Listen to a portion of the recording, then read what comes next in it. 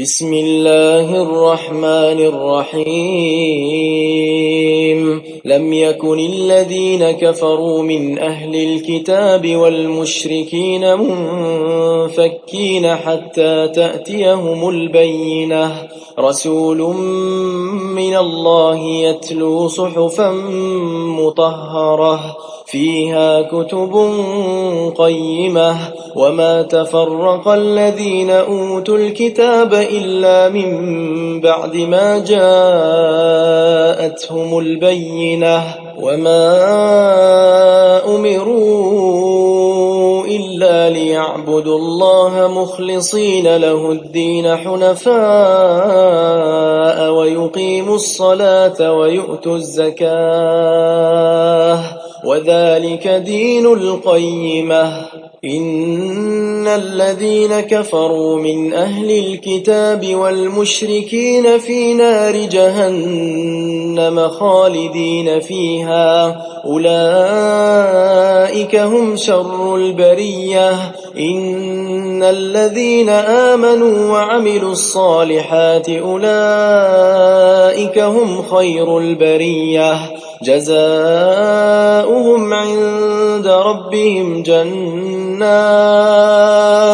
جنات عدن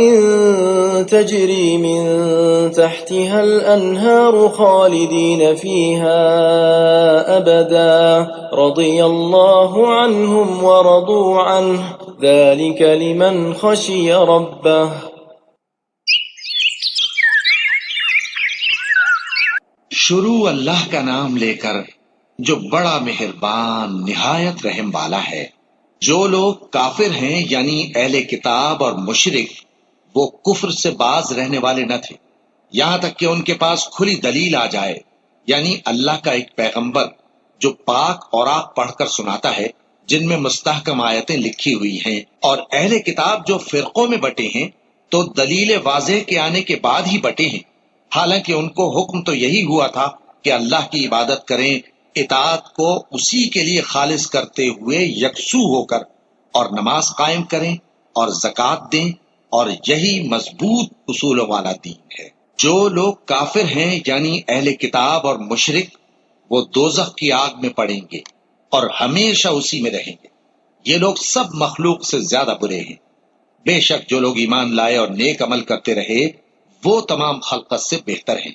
ان کا صلہ ان کے پروردگار کے ہاں ہمیشہ رہنے کے باغ ہیں جن کے نیچے نہریں بہ رہی ہیں، ہمیشہ ہمیشہ ان میں رہیں گے۔ اللہ ان سے خوش اور وہ اس سے خوش۔ یہ صلہ اس کے لیے ہے جو اپنے پروردگار سے ڈرتا ہے۔